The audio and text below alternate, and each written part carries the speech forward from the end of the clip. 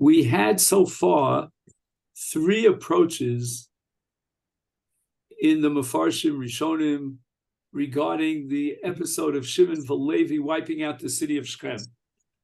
So just to give a quick overview and perhaps pick up one difficulty that we left sort of unanswered last week, the Rambam Shita is that Shimon Velevi were implementing the death penalty to the city of Shechem who were guilty of dinim.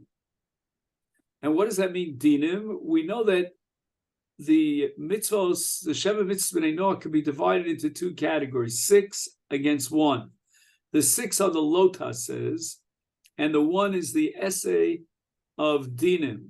And the Rambam Shita is that to the same extent that violation of any of the 6 lotas says will incur a capital punishment of sayif, so too violation of dinim, according to the Rambam, will likewise generate a capital punishment of sayif. And when the Rambam presents this idea, he sort of like in a back way, he throws in the explanation as to why Shimon and Levi wiped out the city of Shechem, and he claims that all of the people in Shechem either ra'u or yadu, either they actually were spectators to the fact that Dinah was abducted by Shechem, or they, even if they didn't see it, they certainly were aware of it. It was public knowledge, the Rambam assumes. This was the king and the prince. This was not something that was kept secret. And by abducting Dinah, the Rambam assumes, another chiddush of the Rambam, that this is a violation of Gezel. But again, you could only say Gezel for Shechem ben Chamor. You wouldn't say Gezel for the rest of the people of Shechem. But since they were all aware and they did not condemn and implement the death penalty, which is called the mitzvah of dinim, then they were all guilty of dinim. And therefore, by violation of dinim, they were chayav misa sayif. The Ramban is not happy with the Rambam for two reasons. First of all, he's not in agreement with the Rambam that violating dinim generates a chiyuv misa. He holds that the chiyuv misa, I'm just going to say one pasuk here. The chiyuv misa is only incurred in a case of a violation of any of the 6, and in that case, Gezel would be a violation on the part of Shechem ben Chamor, but not on the part of the rest of the city. The Ramban doesn't question the premise of the Rambam that the city was aware of it and all the people therein, and they may have been guilty of dinim, but the Ramban sheet against the Rambam is that dinim is only a mitzvah say in a positive sense. It doesn't generate a capital punishment of sayif. But the Ramban rejects the Rambam for another reason. And that is, I'm going to use a phrase from my upbringing in American culture, I hope you'll relate to this, called mind your own business. Mi samcha, who appointed you, Shimon Velevi, to go around to the Umos HaOlam, to the B'nai Noach, and implement the death penalty for those who are guilty? That's none of your business. And therefore, the Ramban comes up with a different explanation of Shimon Velevi, also trying to justify the fact that they wiped out the city of Shechem. And it's based on an earlier Ramban in Parshas Vayishlach, in which he established that the Knaanim, including the Shechemites, were guilty of violating all of the Sheva mitzvahs b'nei Noach. They were guilty of the most severe, heinous crimes, whether it be Shvichas Damim and certainly Avodah Zarah and Gilui Arayis. They were guilty. They were all Rishayim who deserved to die. And the Ramban used the phrase that Damam Nishbach Kamayim. There was no guilt on the part of Shimon Velevi in wiping out the city of Shechem from the perspective of the violation of the Zion mitzvahs b'nei Noach. Not dinim, as the Rambam would have it, but the other violations for which they were Rishayim and they were chayav misa. However, the Ramban now has to face the basic question. Okay, let's say Domam Nishpach Kamayim. You can wipe out the city of Shechem. They're all guilty of the greatest violations of the Zion mitzvah b'nei Noach. But once again, the question is, what brings Shimon and Levi into the picture? Why do they have to feel any sense of responsibility to put the people of Shechem to death. And here the Ramban presents his own shita, and that is, the Ramban used the word nekama. Nekama meaning that since the city of Shechem, and when he says the city of Shechem, he says included in the city of Shechem are all those who were loyal subjects to the king and his prince. They were all, in a sense, guilty of having violated Dina and abducted Dina, and that generated a sense of nekama. And I'll just read one line in the Ramban. The Ramban says, "Inyan Shechem ki b'nei Yaakov pavur shayu anshe Shechem v'shoim," etc. Ratzu li nakem mihem. They wanted to take revenge, and they used the cherev of nekama, and they killed the melech v'kol anshe ha'ir ki avadav heim sarim el mishma'at tov. And he goes on to say that the people of Shechem were all backers and supporters of the king and the prince, no holds bar. They were sarim el mishma'at. They accepted, the rulership and the guidance and the decisions of the leaders, and therefore the nekama that was motivated here in the hearts of Shimon v'Levi was nekama towards the entire city as one body. Those who are directly involved in perpetrating the crime and those who are sarim el mishma'ato. The Ramban also talks about the fact that within the context of this nekama, Yaakov Avinu has two different reactions. Immediately in the aftermath of the episode, Yaakov Avinu's response is, you have put us in a very precarious, dangerous situation. You weren't using your seichel. Your chachma would have told you that pragmatically this is not a good idea, because it's going to expose us to the anger of the nations, and anachnu ma'at, we are very small in number, meaning we don't have much of a chance against the large numbers of the Canaanim. But the Ramban points out that that's bekan meaning here in Parshas Vayishlach, as an immediate response of Yaakov Avinu to the episode of Shimon v'Levi wiping out the city of Shechem. But Sham, meaning in Parshas Vayechi, when Yaakov is on his deathbed, there we get a whole different picture.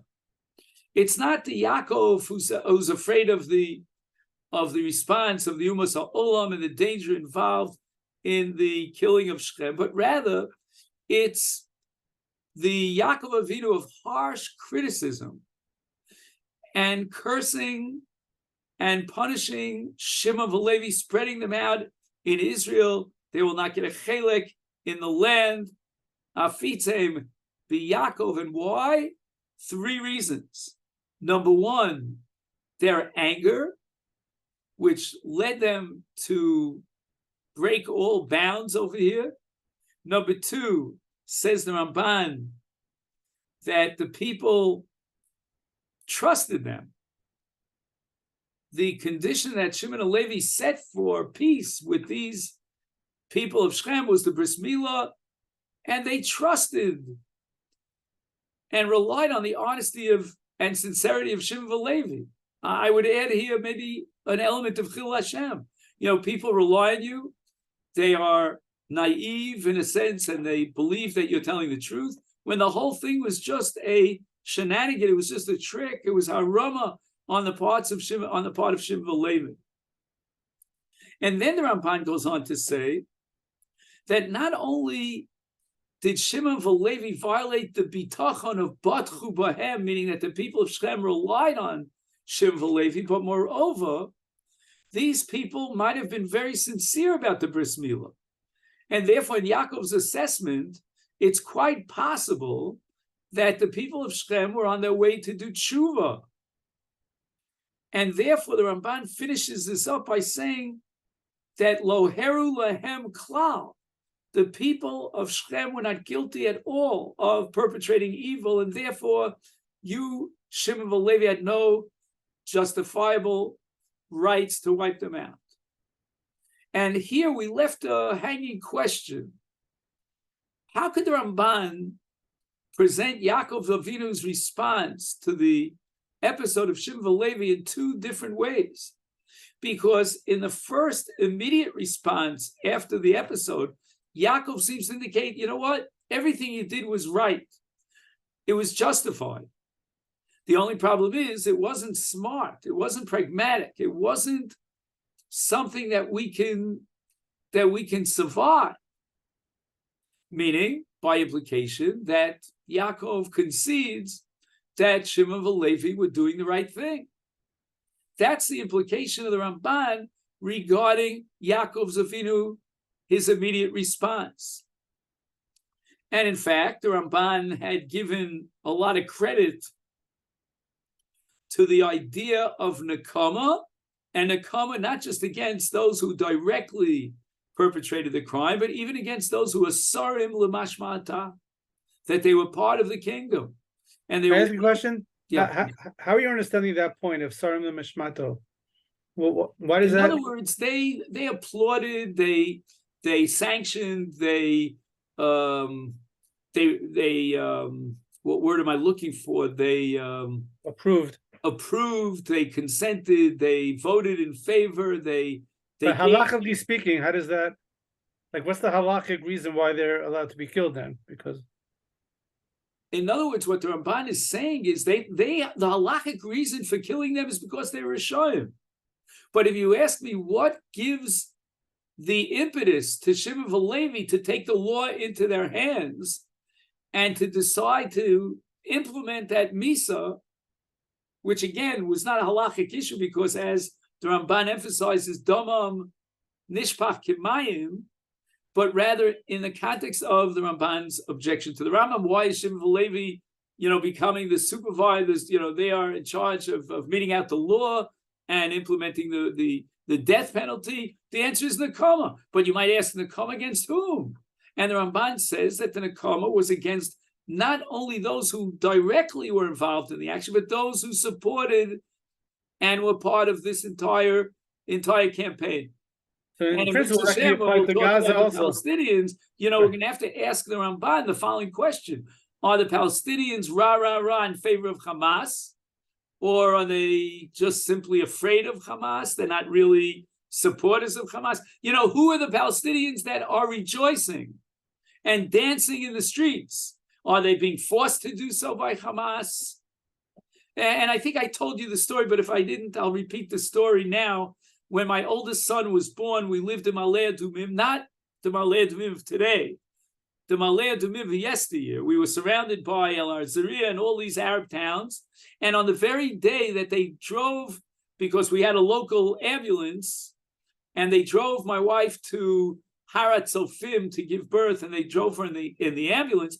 On that very day, there was a pigua in a place called Ein Fashcha. Many Jews were killed, and those who survived were rushed to Harat Sofim. And just an hour or two later, as it were, the ambulance of Malay Adumim was driving myself and my wife to give birth to my oldest son, Baruch, who is somewhere in Gaza today. I don't know where he is exactly. He doesn't tell us. But anyway, so as we're driving in the ambulance, the Arabs are lined up on two sides of the road. There wasn't even room for any other Arabs to stand there, and they're clapping. They are absolutely joyous, thinking that another ambulance is taking more ptsuim to the hospital, having been affected by the attack. So I have something in my memory. They'll do all these studies, and they'll you'll read all the statistics. I'll send you the links if you need it. That the Palestinians are not, they're not really Hamasniks. I don't know. I don't want to get into this because I get very emotional about these things, and I might say something that I'll regret. But be that as it may, this is the issue that the Ramban is analyzing. When we take Nekama, against whom are we going to take Nekama? And if the Ramban is right that Yaakov Avinu's initial response was, why did you put us into danger? This was not a very smart decision, implying, I think, quite clearly, almost explicitly, that Yaakov had no problem with the action of Shimon Levi, meaning had there been no sakana, Yaakov Avinu would have approved of their action. But what do we do with the Ramban here in Vayishlach, interpreting Yaakov in Vayechi with a very harsh criticism of Klala, Oror, Apam, etc., Afitze b'Yaakov Achalke b'Yisrael, and for three different reasons, Yaakov Avinu criticizes them. I mean, Meikara Maikasov Hashta Maikasov. It's almost a stira minei ube. So I thought about this over the last week, and I came up with the following theory. The anger of Shimon Levi, how do you define that anger in that particular context of Shimon Levi? I'm not talking about Kas in general. We can give long discussions about Kas, and we'll read the Ram Hilchos Deis, and we'll read Ramchal, in the Mesilas Yesharim and in the Shari Tshuva. Forget about that. I'm talking about Shimon Levi. What was the nature of their Kas? And I'd like to suggest that the Kas of Shimon Levi emanates from a midah, which I would call suspicion, almost a phobia, almost what's the word in psychology?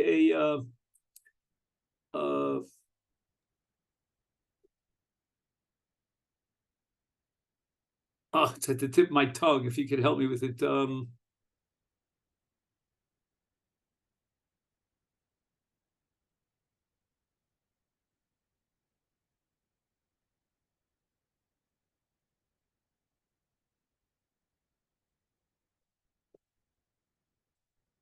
Just one second. My wife will help me out here. She's the psychologist. John, what's the word in psychology? So guys, paper ball fight. No, Stalin and all these guys that were not a phobia.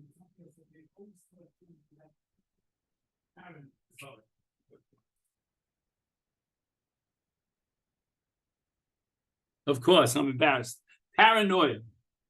We know that paranoia is a disease that is almost typical amongst leaders. I remember Rav Soloveitchik once spoke about Ahashverosh.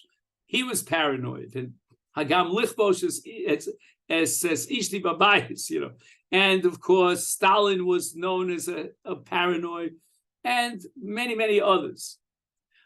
I think that the anger of Shimon Levi is a kind of paranoia. I'm not saying that it's a paranoia. Usually paranoia is based on a suspicion that you have that people are out to get you, and it's the furthest from the truth. I don't think in the case of Shimon and Levi, their paranoia was far from the truth. What do I mean by paranoia in the context of Shimon Levi?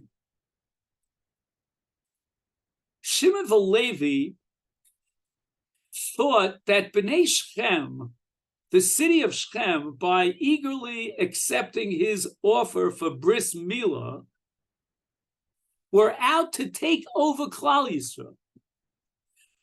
They were not sincere about, as Yaakov might have seen it, doing tshuva, but on the contrary, we wanted to marry with you. We want to swallow you up. And this is what was the fear in the hearts of Shimon Levi. When did Yaakov Avinu realize this? Just because they overreacted, perhaps, in the case of Shechem, that doesn't mean that this is a steady, essential midah of Shimon Levi. But what happens between Vayishlach and Vayechi, 3 parshios, all dedicated to Mechiras Yosef? And you may remember that when Yosef is the Mishnah Melech, who does he take and put into jail? Shimon. And when Yosef is coming towards them, and it says in the pasuk Vayisnaklu and Vayomu Isha Lachiv, Chazal say it was Shimon Velevi. In other words, the same paranoia and the same extreme anger manifests itself again in the lives and personalities of Shimon Velevi with regard to Yosef. Avram had excluded Yishmael. Yitzchak had excluded Esav. Who was Yaakov going to exclude? And the truth is, Yaakov wasn't going to exclude anyone. Knesset Yisrael was now going to be made up of 12 Shvatim. But the Shvatim, and especially the leaders of the Shvatim, in this case Shimon Velevi, they were paranoid.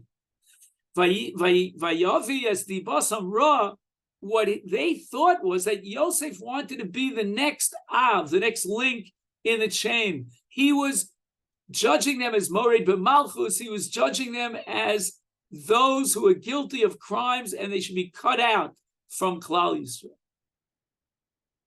When Yaakov realizes this inherent, innate nature of Shimon Velevi, that they, out of anger, they're willing to kill in order to protect Klal Yisrael, because the way they see there's a threat to Klal Yisrael. And again, that threat might be a paranoia, but it's a real threat in the minds of Shimon Velevi. At this point, Yaakov rethinks the entire episode of Shechem.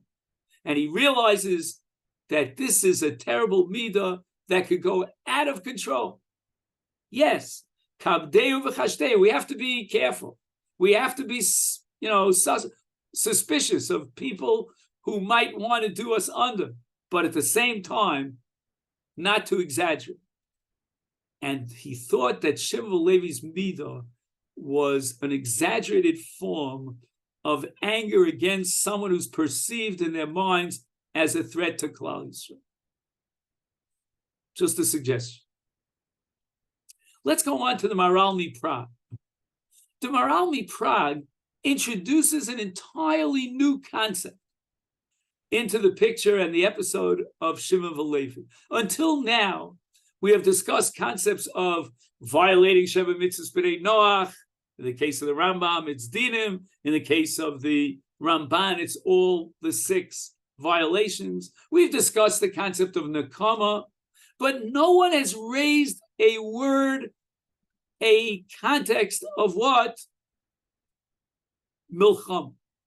Here's where the Maharal MiPrague introduces a revolutionary perspective on the episode of Shimon Velevi and the Anshe Shechem. And he introduces the word Milcham.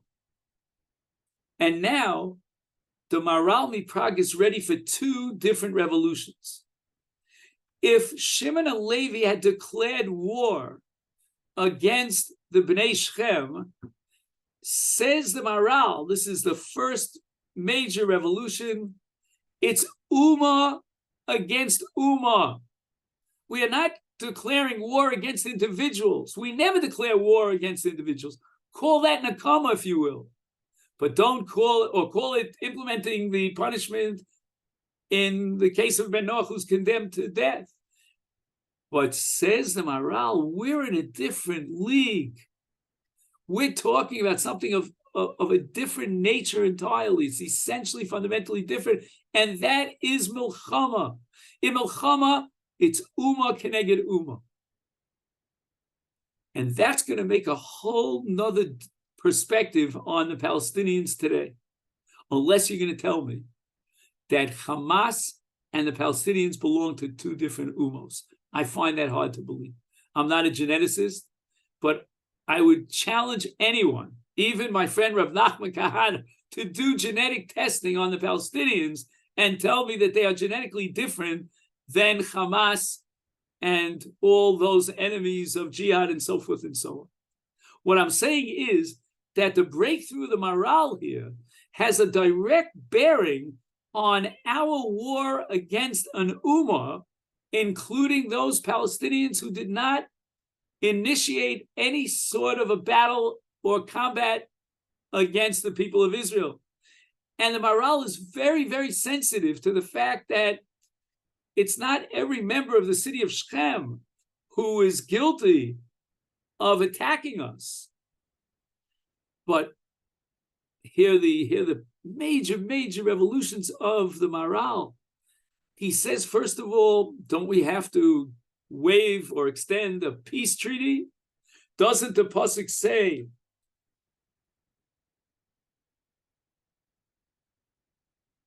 Ki tikrav el ir li lachem olev v'karasa alel l'shalom? Why don't we offer a peace treaty to the Anshe Shechem? Says the Maral, a peace treaty is only appropriate if we, the Jewish people, initiate a war against another nation. We are required to begin with a condition of extending a peace treaty. But when another nation perpetrates evil against us, they have in effect declared war against us. And when they declare war against us, there's no ki tikrav ala'ir, and there's no v'karas alel shalom. And I suspect, and this will take up, I know that David was kind enough to upload an essay called Milchama, and when we get to that essay, maybe next week, we're going to talk about the difference between a Milchemes mitzvah and a Milchemes reshus. And I think the Maral might be hinting here, like those shitos, which we'll study in Mirz Hashem, that the condition of v'karas aleh b'shalom only applies in the case of Milchemes reshus. Again, I don't want to discuss this now. This is a very deep, profound sugya that has to be taken under advisement. It's a Gemara at the end of Sota. Be that as it may, the Maral now says that even if one member of an ummah, one single person, would perpetrate evil, that is in effect an action in which that individual represents the entire ummah, and it's a declaration of war. We now will respond with a battle against the entire ummah. So again, just to see a few words inside of the Maral, you have it hopefully on the pages. Ein adoma shnei umos, shnei umos kigon b'nei Yisrael v'Knaanim shnei umos, ulefichach hutar lehem lilchom kedin umah sheba lilchom al umah cheres. So the Torah allows us to fight a battle against the ummah, and heim partzu b'hem. They were poritz in us first. Lasos lem nevala. Interesting how the Maral uses the word nevala. He took it from our parsha in Vayishlach, where, Shimon and Levi say we won't allow a nevala to be done to Israel. And therefore, Afal Gav, here's the radical breakthrough. Shahar Belo Asu, that this pirza was not perpetrated by many of the people of Bnei Shechem. Nevertheless, Ein Zechiluk. Ein Zechiluk means there's no nafkamina.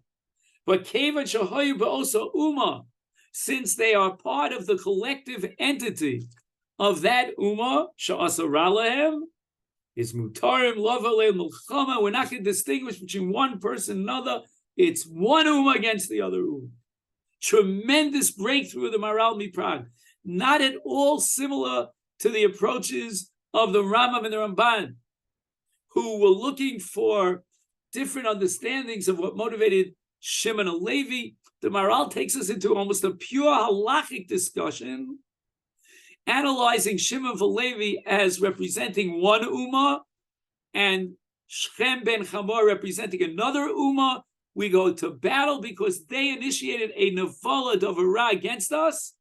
That gives us the right to declare war against them. And now it makes no difference who actually amongst the people of that ummah perpetrated the crime. A very sensational Maral Mipra.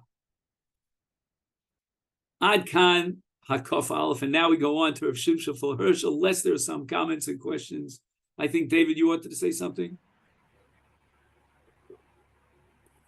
Okay. I was just thinking with Abin Yamin, it's still called a Numa. Binyamin, which Binyamin? Shevet Binyamin? Yeah, because he's not born yet, is he? You're asking what are you asking that Binyamin? What qualifies Bnei Yisrael as an Ummah? No, what I'm saying is that once another ummah initiates a battle against us, then we go out to battle against them, and the Torah will sanction. I understand that, but they only become an ummah when they shift their car. Before that, it's not yet. I'm saying that's the only 5 were born. I don't know. That question I don't know, Dovril. Yeah, that question you'll have to address to the Maharal Miprag. Whether all the Shvatim involved, or it's enough that Shimon Levi had the heta to go ahead and battle. No, because Binyamin isn't born yet, is he? Those nuances. I honestly didn't get into. Okay. Yeah. But again, when we get to the Piskei Halacha about collateral damage, keep in mind this Maharal. Because once we decide we're involved in Milchama, the dinim change min hakotza lakotza. It's a whole different context. If you're on the ground of the Ramban of Nekama, then you want to know, who do we take Nekama against? And, that's a question of who perpetrated the evil against us. But if you're on the grounds of Milchama, and in my mind, there's no doubt that we are Milchama, the only suffix I have is, can somebody argue, al pi halacha, that the Palestinians who are not actually involved in combat, and they're not fighting together shoulder by shoulder with the Hamasnikim, could they be considered as an Ummah Acheres? That's the only question the Maharal would ask.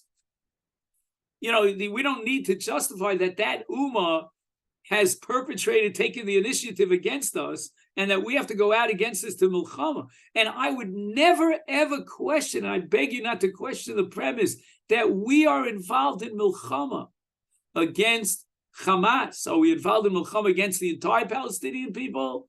The Maharal says yes. Do you want to say that the Palestinian people divide up into 2 ummos?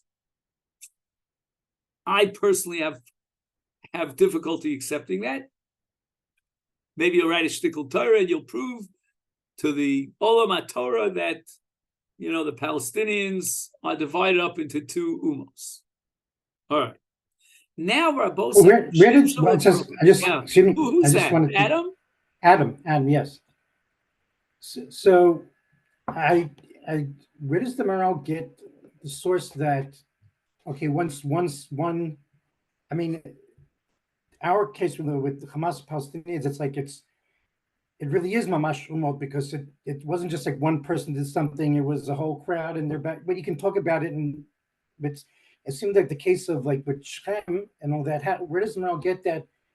Because one person did something, now it's open season. The whole rest of that Again, I'm not applying it to today. Today's case thing is different, because in fact you would argue the opposite, because Hashem needs to command us to destroy all of Amalek, and He needs to tell Tzur to Midyanim. Like the Torah has to give us specific cases where we are meant to destroy a whole Am, or like a certain section of the Am, or whatever it is, or the Varim or Nashib, whoever it is.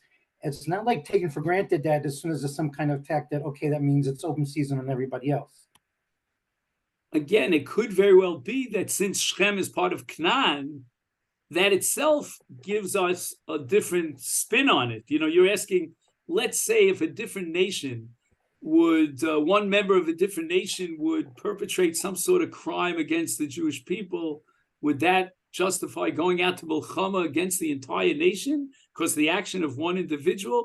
I think the Maharal Miprag is talking about a nation that belongs to our Milchama, meaning maybe it's a little bit premature to define a Milchama against the Canaanim, but nevertheless, these are Canaanim.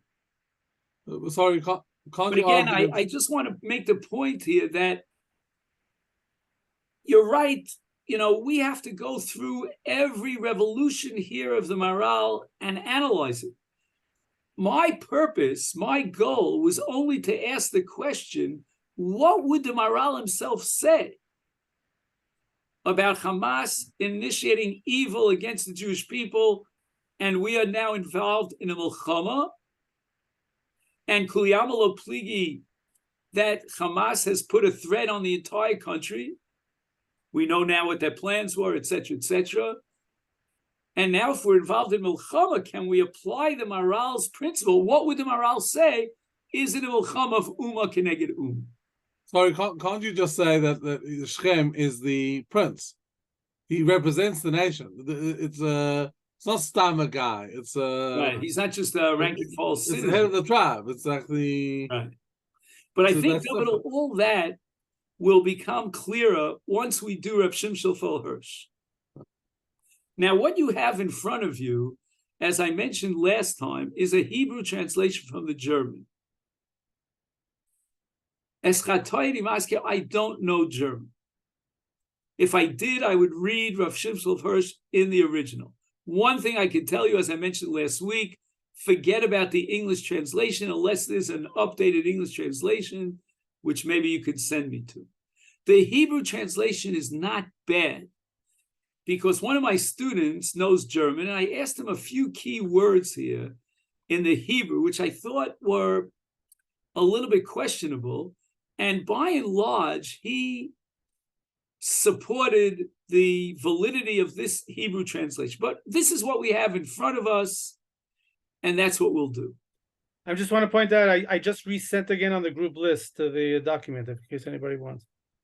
With what? With an English translation? I mean, the one we had last week, just in case anyone doesn't have it, I sent it again. Just Again, if I were you, I would erase it. Unless you have an upgraded English translation. no, I'm not talking about the English translation. I'm saying the Daf Makoros that we used last week. Oh, okay. Yeah, it should be on the. I sent it out again right now. Just Lieta Bitachon. We have it on the group. Yeah. Now, the Maral opens up his discussion. I'm sorry, Rav Shimshon Fel Hirsch opens up his discussion regarding the episode of Shem with a paraphrase of what we say on Leil Seder, Maschil Bignus. And he says the following, that there are many parshias in the Torah. Again, he doesn't spell this out. I'm just reading between the lines, where we can sort of justify and try to sort of cover up for the actions of our ancestors, our great ancestors. You know, we'll try to dance, you know, between the drops, and we'll find, you know, some sort of hadstaka, some justification. But here says the Maral up front. I'm sorry, I keep saying Maral because I got so excited about the Maral. Whenever I say Maral, henceforth, I mean Rav Shimshon Fel Hirsch. 4 centuries later. Says Rav Shimshon Fel Hirsch, here, it's Maskil Bignus. So what I'm going to ask you, Rabbosai, to do, unfortunately, we don't have that much time, but you know that in these WhatsApp groups and all that stuff, they have thumbs up and thumbs down. You know what I mean? So I'm going to ask you to tell me, what is the attitude of Rav Shimshon Fel Hirsch regarding Shimon HaLevi in this particular context? Is it thumbs up or thumbs down? And right away, at the outset, when he says, Ata maschila hagnus, v'ein b'datenu lechapos oleha, right? The Gemara says that if you marry your niece, meaning your sister's daughter, which you're allowed to marry, and you know she's maybe guilty of some extramarital relationship, so you give her a get without a zman. That's called shemi yechap el bas achoso. You know, you, of course, that extra love and chiba for marrying your niece, you cover up. You know, you cover up. You'll say that the get was given before she had that relationship. In any event, he says, you know, all the cards are on the table here. I'm not going to try in any way to be machaper and sort of like, you know, conceal the guilt of Shimon HaLevi. So again, I think if we would take a vote now, and this is going to take us through the entire first paragraph here in Reb Shimshon Fel Hirsch, it's thumbs down. He says, there was no doubt that they had enough justification to kill both Shechem and Chamor. They had no compassion for defenseless individuals. And again, why were they defenseless? It was the third day after their Milah. Hamasurim b'yadeim below koch. You know, they don't even really have to go up against a force in order to defeat the city of Shechem. The people of Shechem were Chesrei Mageh. And Gedolim is doing worse. If I want to critique the people of Shimon and Levi, then I just say Shadadu, right? They took the booty. Ubederach Klal, and if I want to just generalize about the guilt and my critique of Shimon and Levi, I would say Pakdu al Anshe Ha'iras Avon Adoneim. What does the word Pakdu mean? Like, for example, when Shaul HaMelech gets the tzivui from Shmuel HaNavi to go out and defeat Amalek, what's the opening word? Pakadati. Pakadati es mash, right. Pakadati is when you remember the ancestors and you take it out on the descendants. And we have a principle called Lo Yumsu Avos Al Banim. And this is not a case of Amalek, and therefore Rav Shimshon Hirsch argues against Shimon and Levi that they were in violation of this principle. They would be poked the Anshe Ir al Avon Adoneim. Very much different than what we saw in the Ramban, that they were Saru Lamashmam and they were part of the same group and they waved a flag and they were loyal citizens. Forget about all that, says Rav Shimshon Hirsch.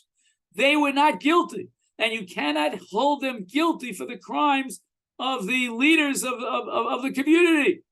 And I would stop here and say, what would Rav Shimshon Hirsch say about the Palestinians who are being used by the Hamasniks as human shields? And I argued that he would say that there's no justification to be poked al Anshe Ir Avon Adoneim. Do you follow? The word Adoneim fits beautifully to Hamas. L'chei lo haisa kol atzdaka. Could you imagine what Rav Shimshon Hirsch is saying here? All the Mefarshim are bending over backwards to try to find some sort of justification for what the Shimon and Levi did.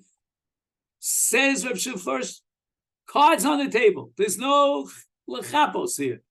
They were guilty of being poked the avon of the Adoneim on the rank and file citizen of the Anshe Ha'ir. Lefichach gam goer b'hem Yaakov achartemosi. Look at how Rav Shimshon Hirsch interprets two words that come out of Yaakov Avinu's mouth. Achartemosi. The Ramban said achartemosi means, you sort of like distilled clean water and made it contaminated because now they're all going to attack me. You bunch of hoodlums. We're going to go out and battle against you because you killed our cousins from Shechem. No. Says Rav Shimshon Hirsch, you know what achartemosi means? Shemanu v'kfodo hayuzuchim kibdolach. Shmenu, excuse me. Our reputation was clean and pristine. Vatem achartemosan. You have soiled our reputation. We can no longer be a people of sensitivity, of honesty, of compassion. You have soiled us.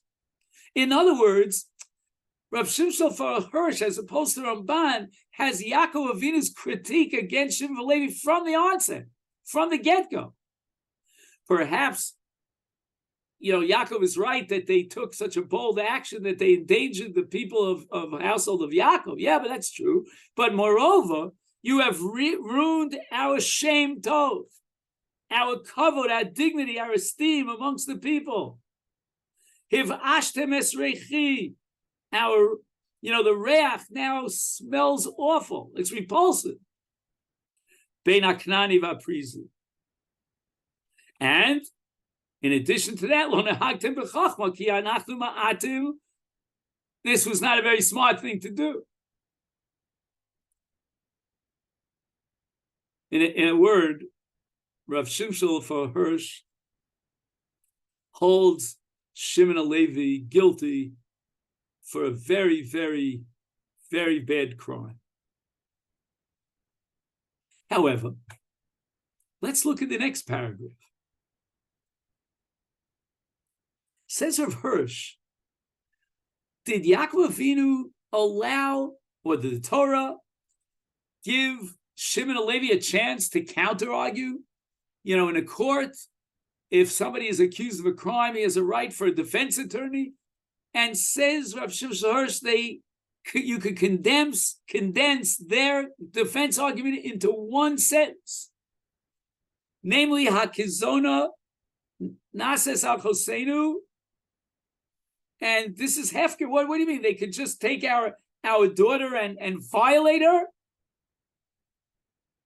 And Rav Shimshon Hirsch sees in those words an entire worldview of Shimon Valevi that opens up in front of our eyes. Let's not forget that Rav Shimshon Hirsch lived in Germany. His Rebbe was the Orchla Ner, Ettlinger. In 1820, he had to leave the University of Berlin, 1820, because of anti-Semitism.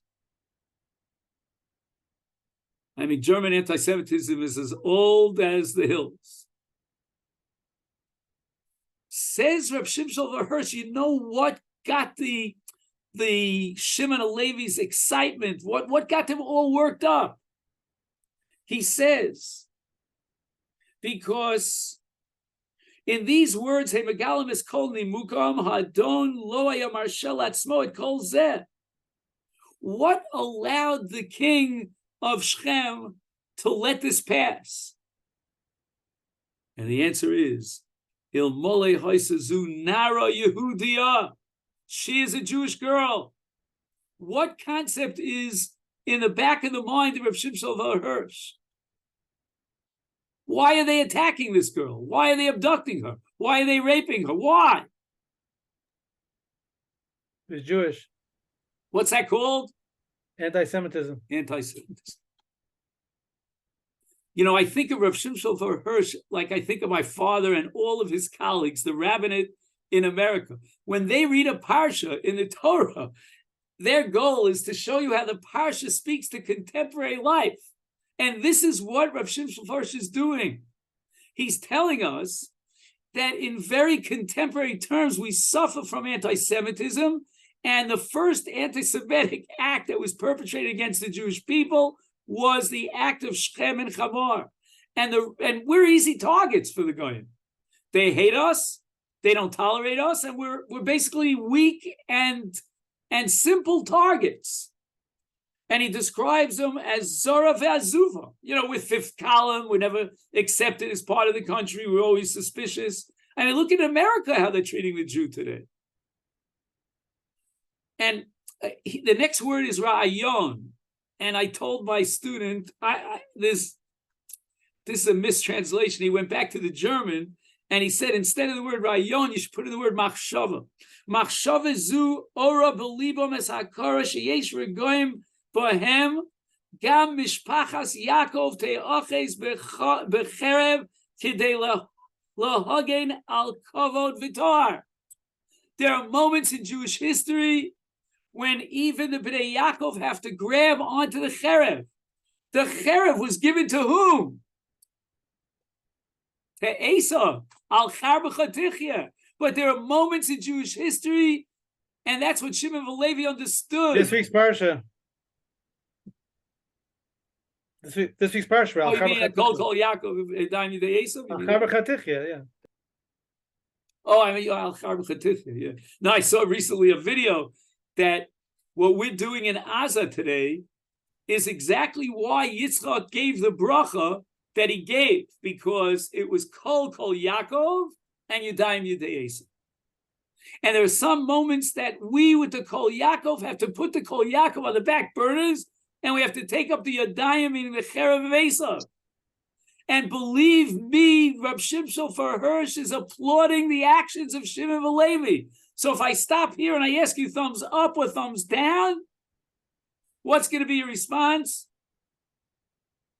Can everybody show me their thumb? What was the question? Again, if I were to stop here in the second paragraph and I ask you, I give you two choices, this or this. What is Rav Shimshon Hirsch's attitude towards the Shimon Valevi? Everybody. Well, where did I mess up? Tell me how I met. Okay, Ellie Eli's is driving, so maybe he can't show me his thumb. I don't know. But what about you, Moshe? You're tired. Okay. What about Adam? What about Davido? They're sticking out for the anti-Semitic. Show it to me. Proudly. When I was a kid, we worshipped the JDL. Who remembers the JDL? I remember when a boy who had learned in BMT, you heard of BMT? He went to see a major basketball game in Madison Square Garden, and a group of hoodlums with he was wearing a yarmulke with pipes. They beat him until he died. And Meir Kahane didn't tolerate this stuff. He gave us a feeling that we could stand proud against those. I'm not going to say it out loud. Starts with an S and ends with an S. Anyway, we got along pretty well with the Italians. If it was a sign, if it was an act of anti-Semitism, then how does he explain the fact that they wanted to intermarry with them afterwards? Again, that was all just a bluff. Who wanted to marry? You mean the people of Shechem? Yeah. Yeah. I'll tell you what it is. Sometimes you could defeat the Jewish people with evil, with the cherev, and sometimes you can defeat the Jewish people. That's why they say that the golus of America is more dangerous than every other golus. Because the goyim intermarry with us, and we don't know who's Jewish and who's not Jewish. And what we do is we take a non-Jew, marry him off to a Jew, and before you know it, they're producing non-Jews. It's another way of defeating the Jewish people. And Rav Shimshon for her says, Kol od yechabed ha'olam rak eschuso shel zeh shakoach omed b'tzido. When the world respects only those who have power, like, for example, the Romans, right? Pax, what's it called?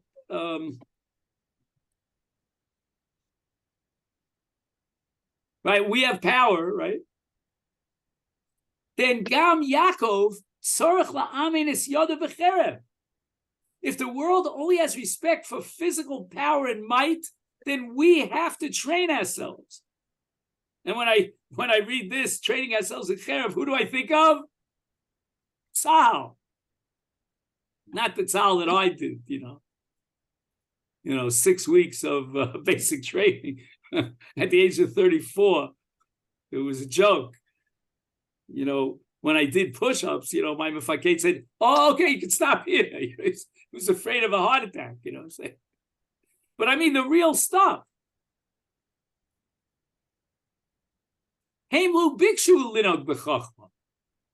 Yaakov is saying, you know what? This is not a smart thing to do, to expose the Jewish people who were ma'atim to the anger of the enemies. They weren't interested in that.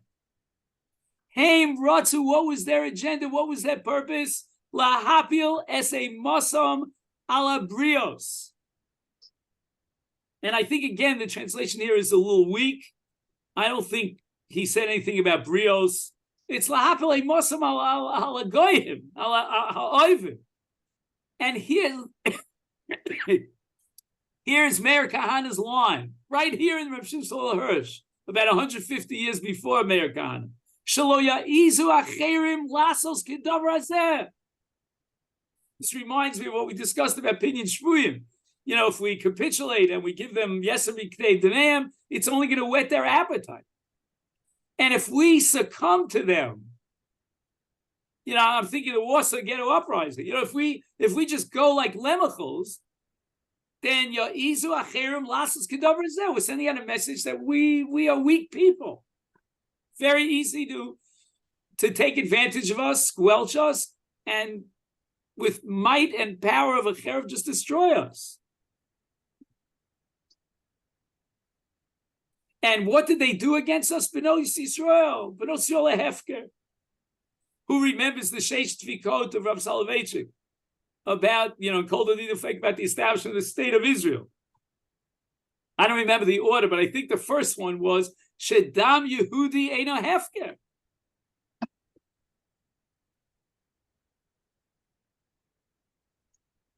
My father-in-law, as may rest in peace, as a youngster in Yaroslav in Poland, used to get from his mother every day a sandwich, a lunch sandwich.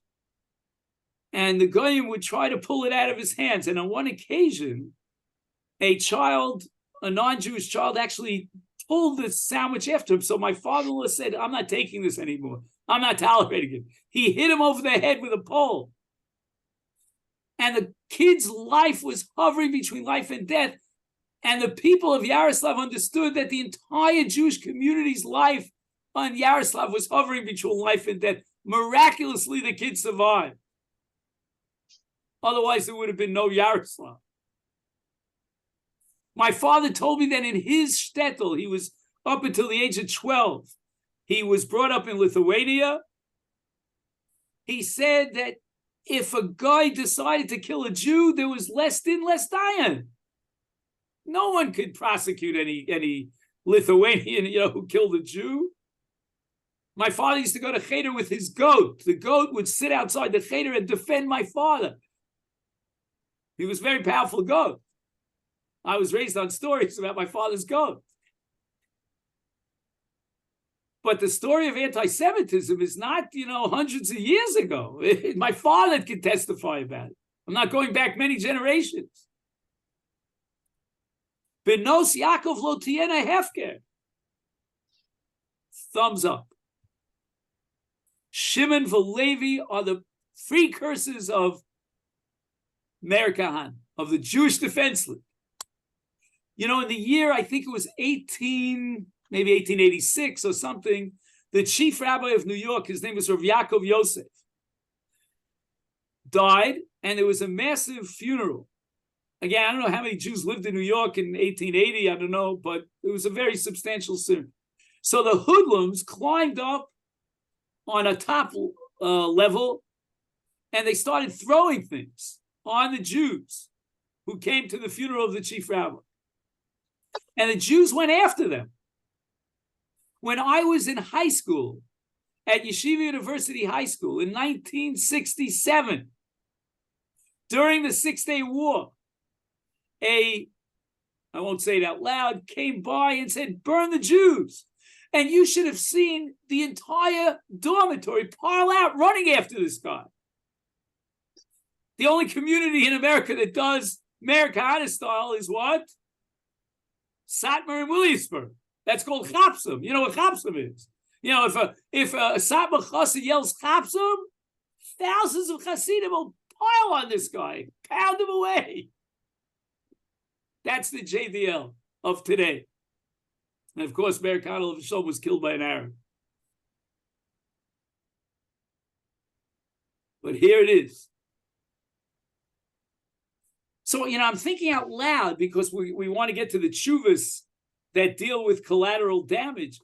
If I had Rav Shimon Forsher at this particular juncture with the thumbs up, then I would tell you that forget about all these questions about, the Palestinians are in and a hair, and they are, are they loyal citizens? Is it an Ummah Keneged Ummah? Vengeance against them, and who we just forget about all that. According to Rav Shimshon Hirsch, it's high time that the Israeli defense takes a stand, and we got to wipe them off the face of the earth. Otherwise, they can come back again and again and again. And I know we're running out of time, and we already ran out of time, but I'll just add one thing. He says the following.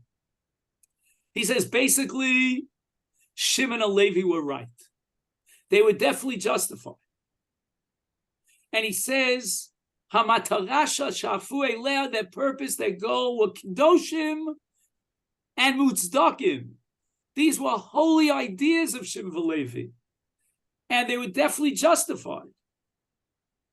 Haruach shepama belibam hayta achrechit lemishpacha shegadla leuma b'toras Yaakov. He says that their spirit was absolutely necessary in order to protect the Jewish people. But he says that nevertheless, hirchiku lechet, that maybe their purpose and their goal, their agenda was holy and justified, but the way they went about doing it was not justified. And then it again becomes thumbs down, back and forth, back and forth. This is quite, if you're familiar with Hegel, a German philosopher, this is called Hegelian dialectics. Dialectics means you have a thesis and an antithesis, and the two fight at each other. It's based on a Greek philosopher 2,000 years ago called Heraclitus, if you ever heard of that. I only know this, I'm not trying to impress you, because I have my undergraduate and graduate degrees in philosophy. And in the next paragraph, Reb Shimshon Fol Hirsch pulls a beautiful move. He shows you the Smichos HaParshios. The beginning of Vayishlach describes an encounter between Yaakov and Esav when Esav is on his way with 400 strong, mighty men. And all of a sudden, Esav melts emotionally and he hugs Yaakov again. Chazal have different things about his motive, or whatever it is. Says Reb Shimshon Fol Hirsch, our parsha of Shimon V'Levi is the exact reverse of the previous parsha. In the previous parsha, Esav drops the cherev and embraces Yaakov. And it's a moment of emotional sensitivity on the part of Esav. It's indicative of what in Mitzvah Hashem is going to happen at the end of days, as Yeshayahu HaNavi prophesies. Now it's just the reverse. Shimon V'Levi take up the cherev of Esav.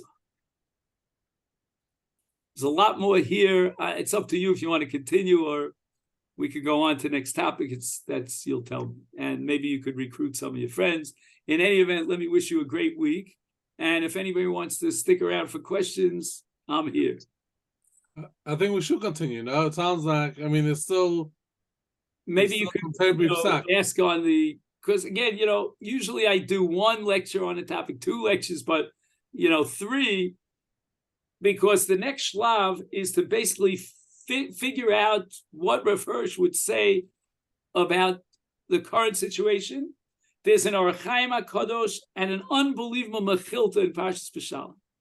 And then to take a look at the contemporary poskim, Rav Goren and Rav Lior and Rav Shol Yisraeli and all the others, and what they have to say about collateral damage, and see how we can connect their Piskei Halacha with the various views and interpretations of the commentaries regarding Shimon V'Levi. That would be our goal for next time.